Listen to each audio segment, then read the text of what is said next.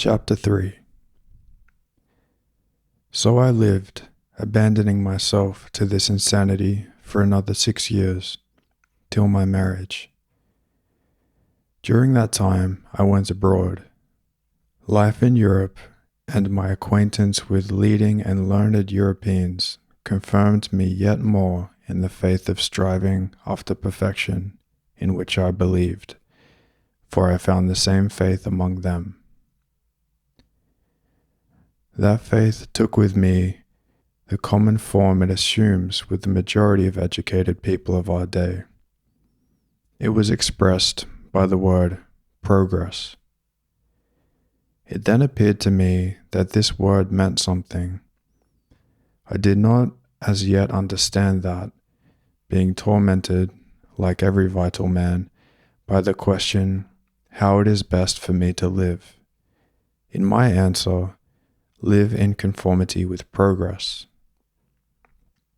I was like a man in a boat who, when carried along by wind and waves, should reply to what for him is the chief and only question, whither to steer, by saying, we are being carried somewhere. I did not then notice this. Only occasionally, not by reason but by instinct, I revolted against this superstition so common in our day, by which people hide from themselves their lack of understanding of life. So, for instance, during my stay in Paris, the sight of an execution revealed to me the instability of my superstitious belief in progress.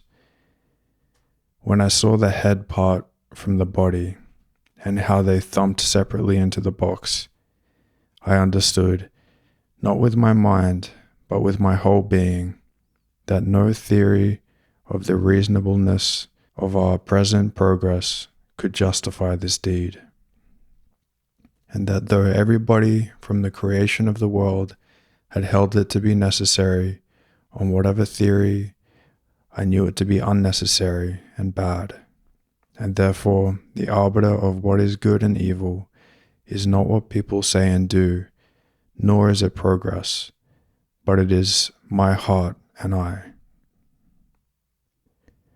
Another instance of a realization that the superstitious belief in progress is insufficient as a guide to life was my brother's death.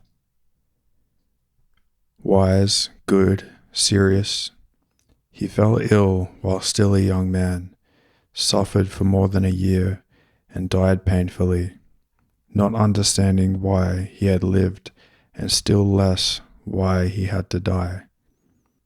No theories could give me or him any reply to these questions during this slow and painful dying, but these were only rare instances of doubt, and I actually continued to live professing a faith only in progress.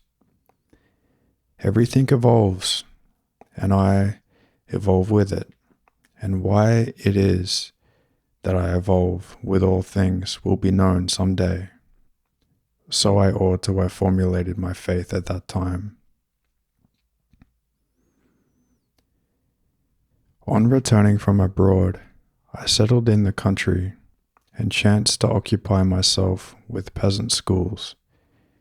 This work was particularly to my taste, because in it I had not to face the falsity which had become obvious to me and stared me in the face when I tried to teach people by literary means. Here also I acted in the name of progress, but I already regarded progress itself critically. I said to myself, in some of its developments, progress has proceeded wrongly, and with primitive peasant children, one must deal in a spirit of perfect freedom, letting them choose what path of progress they please. In reality, I was ever revolving round one and the same insoluble problem, which was how to teach without knowing what to teach. In the higher spheres of literary activity, I realized that one could not teach without knowing what.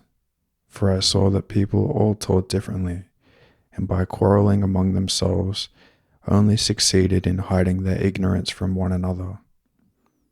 But here, with peasant children, I thought to evade this difficulty by letting them learn what they liked.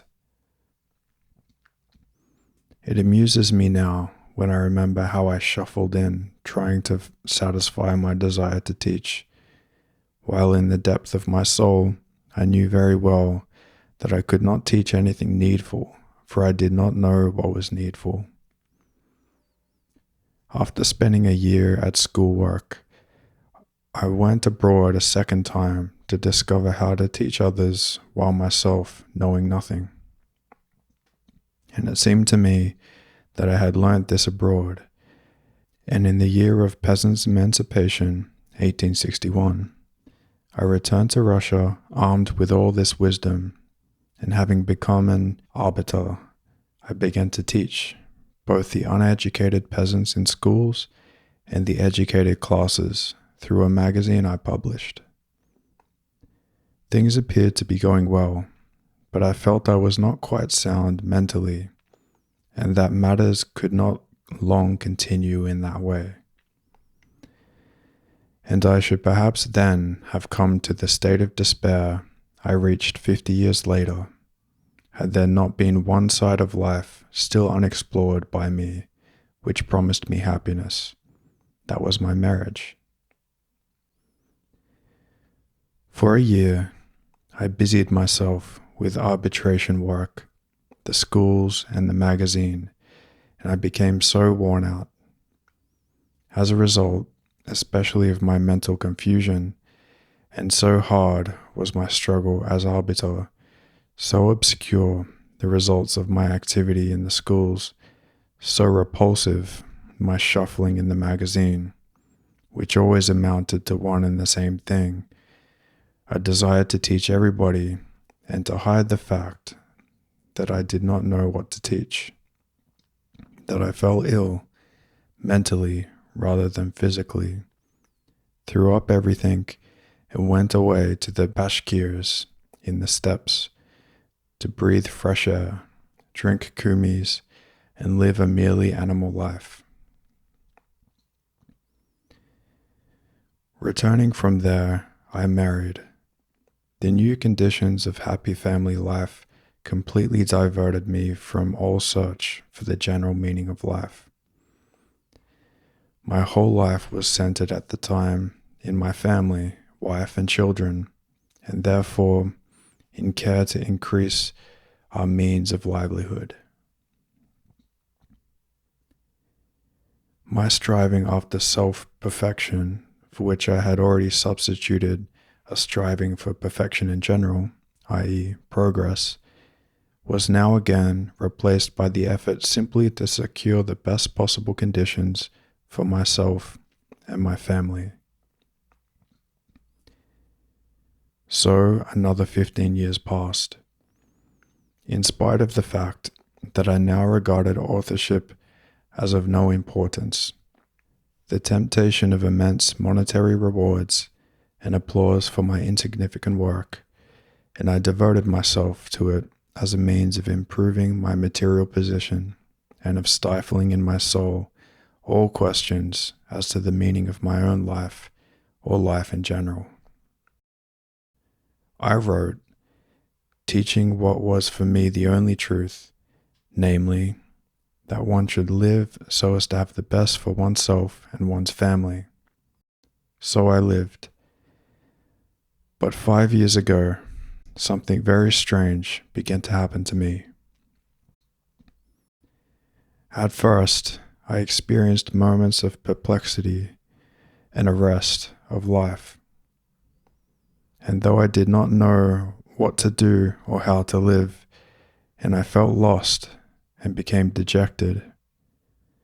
But this passed, and I went on living as before. Then these moments of perplexity began to recur oftener, and always in the same form. They were always expressed by the questions, what is it for? What does it lead to?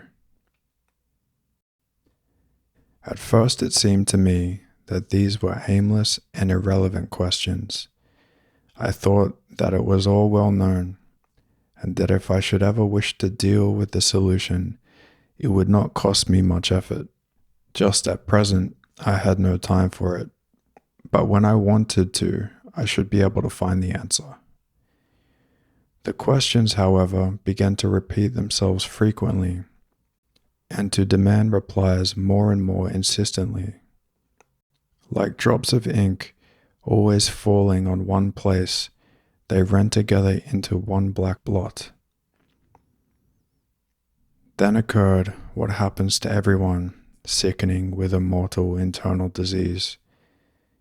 At first, trivial signs of indisposition appear, to which the sick man pays no attention. Then these signs reappear more and more often and merge into one uninterrupted period of suffering.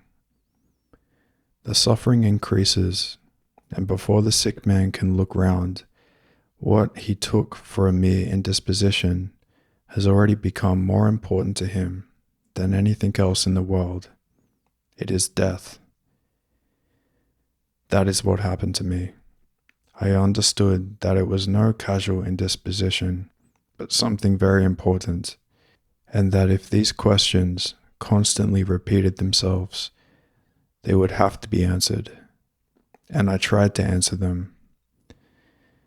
The questions seemed such stupid, simple, childish ones, but as soon as I touched them and tried to solve them, I at once became convinced, first, that they are not childish and stupid, but the most important and profound of life's questions, and secondly that, occupying myself with my Samara estate, the education of my son, or the writing of a book, I had to know why I was doing it.